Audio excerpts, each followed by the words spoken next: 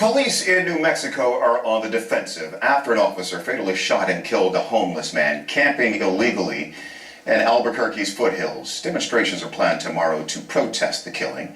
As Heidi Jo Castro reports now, deadly police shootings are nothing new for this community. And a warning, the video you are about to see is graphic. James M. Boyd had settled in for the night under a tarp on the foothills of the Sandia Mountains. The 38-year-old had an extensive arrest record, and police say he showed signs of mental illness. But this video shows how he died. We warn you, what you're about to see is graphic. Do it. Get on the ground! Get on the ground now! Get on the ground! Get on the ground!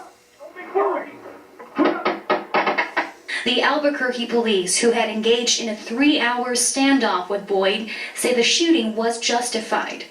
All the less than lethal devices were in fact deployed. It was when the canine officer was down directing the canine dog that the suspect pulled out the 2 knives and directed a threat to the canine officer, who had no weapons drawn. But others aren't so sure, wondering if this is another case of a deadly use of excessive force by the Albuquerque Police Department.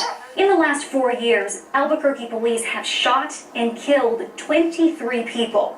That's the highest per capita rate of police shootings in the country, and 4 times the national average.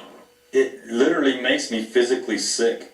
You can see that Mr. Boyd was actually obeying the commands. He was turning around and he was his hands were, he was going to go down on the ground like he was being ordered to do. And that's when they murdered him. Kenneth Ellis says watching Boyd's killing is adding salt to the wound of his own son's death at the hands of Albuquerque police in 2010.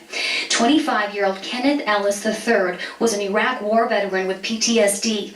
An officer shot him in the neck as Ellis pointed a gun at his own head. And he physically said, "I'm not here to harm anybody." No, he wasn't a threat to anyone. He was a threat to himself. He had suicidal, like most veterans with post-traumatic stress, they're in pain, severe pain. The officer who shot Ellis was not punished and remains on the force today. The Ellis family sued for wrongful death. In March of last year, a jury delivered them the largest civil rights verdict in New Mexican history, $10.4 million. The Department of Justice is currently investigating whether the Albuquerque Police Department has in the past used unreasonable, excessive force. At issue is whether Boyd's death will now also be part of that investigation. Heidi Jo Castro, Al Jazeera, Albuquerque.